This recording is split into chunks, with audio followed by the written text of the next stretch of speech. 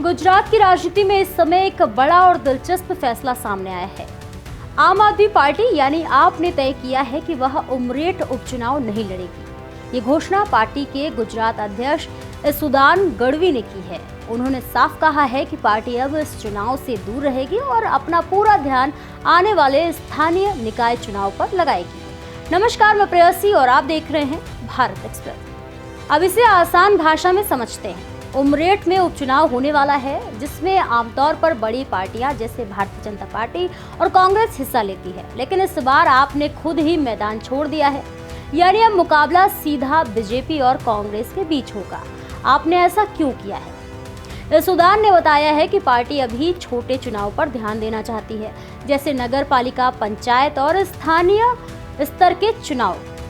उनका मानना है कि अगर पार्टी नीचे से मजबूत होगी तभी आगे बड़े चुनाव जीत सकती है। इसलिए अभी उपचुनाव में समय और पैसा खर्च करने के बजाय वह अपनी ताकत बढ़ाने पर फोकस कर रही है।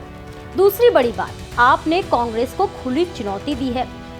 उन्होंने कहा कि कांग्रेस हमेशा आपको बीजेपी की बी टीम कहती है, यानी कांग्रेस का आरोप होता है कि आप बीजेपी को फायदा पहुंचाती है।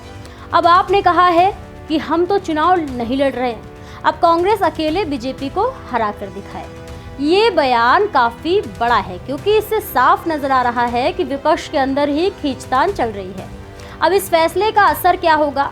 सबसे पहला असर ये होगा कि वोट नहीं बटेंगे। पहले जब 3 पार्टियां लड़ती थी तो वोट 3 हिस्सों में बट जाते थे, लेकिन अब सिर्फ बीजेपी और कांग्रेस ही मैदान में होंगी, तो मुकाबला सीधा होगा। इससे ये भी साफ हो जाएगा कि कांग्रेस की असली ताकत कितनी है। अगर कांग्रेस अच्छा प्रदर्शन करती है तो वह साबित कर सकती है कि वह बीजेपी को टक्कर दे सकती है, लेकिन अगर वह कमजोर पड़ती है तो उसकी स्थिति और खराब दिखेगी। बीजेपी के लिए क्या मतलब है? बीजेपी पहले से ही गुजरात में मजबूत पार्टी है।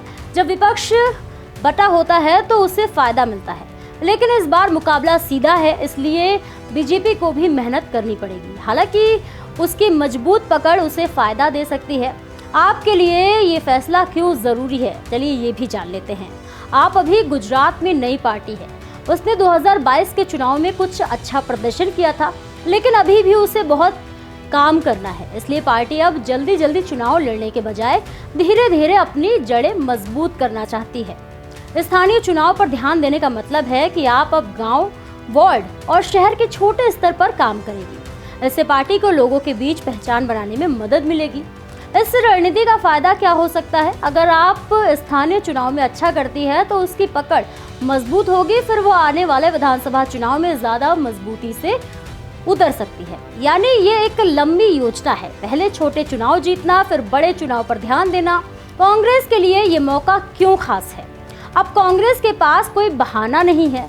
आप मैदान में नहीं है तो वो नहीं कह सकती कि वोट बट गए। अब उसे सीधा बीजेपी से मुकाबला करना होगा। ये उसके लिए एक तरह की परीक्षा है। अंत में समझिए ये कि आपका ये फैसला सिर्फ चुनाव न लड़ने का नहीं है, बल्कि एक रणनीति है। इससे उसने कांग्रेस पर दबाव बनाया है, बीजेपी को सीधा मुकाबला दिया है और खुद को मजबूत करने की तैयारी शुरू की है। अब सबसे बड़ा सवाल ये है कि क्या कांग्रेस इस मौके का फायदा उठा पाएगी और क्या आपकी ये रणनीति आगे चलकर सफल होगी? गुजरात की राजनीति में ये एक छोटा सा फैसला नहीं, बल्कि आगे आने वाले बड़े बदलाव का संकेत हो सकता है। फिलहाल इस खबर में इतना ही। ऐसे ही और भी तमाम खबरों को देखने के लिए देखते रहिए भारत एक्सप्रेस।